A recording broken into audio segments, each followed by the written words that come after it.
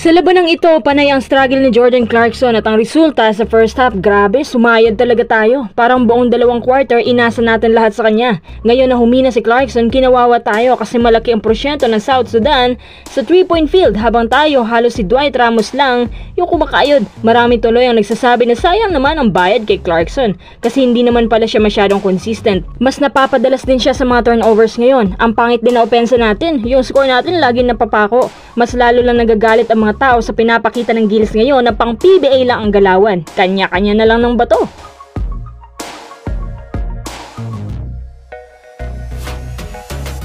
Bago tayo magpatuloy, kung nais mong suportahan ang aking channel, just click subscribe and share. Huwag kayo magagalit ha, pero nakakaawa naman ang Gilas natin ngayon. Para natin pinapakita sa lahat na tayo ang weakest team dito sa FIBA. Kumbaga, dapat nga hindi tayo qualified sa pinapakita natin eh. Nadidismaya ang mga manonood sa labanang ito. Umabot pa ng 20 ang kaalamangan nila. Nagtataka nga lang ako kung bakit 6 points lang ang lamang ng Dome sa atin. Sa Italy naman 7 points. Pero sa South Sudan, grabing layo naman. Pero may nakikita akong mga tawagan na hindi talaga pumabor sa atin. Oh. Kahit konting daples, foul na tayo kaagad. Kaya yung mga big man natin nahihirapang makapag-penetrate kasi halos foul trouble lahat. Napaka-short rotation na tuloy natin mga kuys. Ang pinaka nakakainis pa, poor shooting talaga tayo. Ang hina natin sa perimeters. Walang jump shots, walang 3 points. 33% lang po tayo sa 3-point field habang ang South Sudan 53%. Tingnan mo nga yan, madalas pa naman tayo sa rebounds pero nasasayang yung ating attempts. Ay nako, kung magagalit pa tayo wala naman tayong magagawa. Yung South Sudan, grabe yung depensa nila. Tsaka go with the chemistry talaga sila. Yung opensa nila napaka-smooth lang. Para kang nanonood ng USA versus Inter-Barangay na kalaban. Kita mo rin sa mukha ni Clarkson na hindi po siya ginaganahan sa laban. Hindi siya masaya. Hindi naman sa ayaw niyang umiskor, pero hindi lang talaga pinagpala ang mga kamay niya. Biruin mo, 8 points lang na itala niya sa 2 quarters or sa first half. Lagi kong sinasabi ito na kulang tayo sa shooters, kulang tayo sa outside offense. Kapag hindi tayo marunong nito, kahit 2 pang NBA players natin, kahit malalaki pa tayo, wala pa ring silbi kung kulang tayo sa shooters.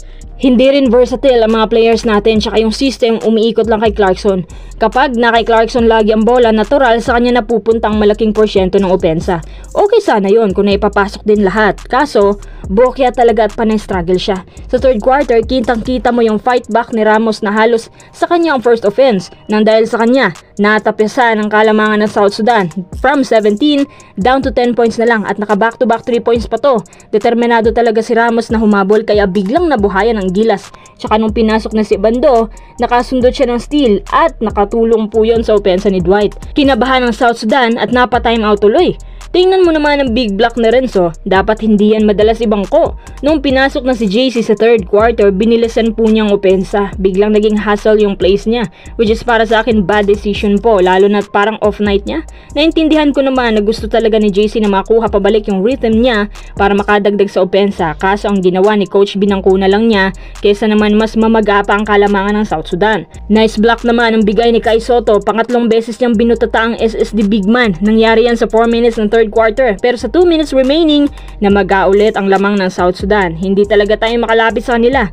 Ang galing nila sa outside shooting. Kung makalapit man tayo agad, sila nakakalayo. Buti na lang at nakakapasok na ng konti ang tira ni JC. Sa fourth quarter, dito na ang totoong grinding. Nung una, parang medyo nakahabol naman tayo, pero pinatikim lang tayo ng konti. Sa kalagitnaan ng fourth quarter, mas itinodo na ng South Sudan yung drive nila under the basket plus pabor sa kanila ang tawagan.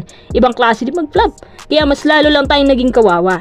Sayang lang yung mga efforts ng ilang Gilas players natin na consistent, gaya ni Dwight at Edu. Hayon sa dulo, talo pa rin tayo. Congrats na lang sa 0-4 natin. Boss, wala pa rin ba tayong papalitan? 87-68. Wala pa rin hustisya ang ating bansa dito sa World Cup. Yung Gilas coaching staff halos nahihiya nang humarap sa media. Ubos na rin pati pasensya ng mga Pinoy. Kaya hindi na kumikibo. May 2 games pa tayong natitira. Puerto Rico tsaka China. Kapag natalo pa tayo ng mga yan, 0-6 na. Magtago na lang kayo sa bestida ni nanay.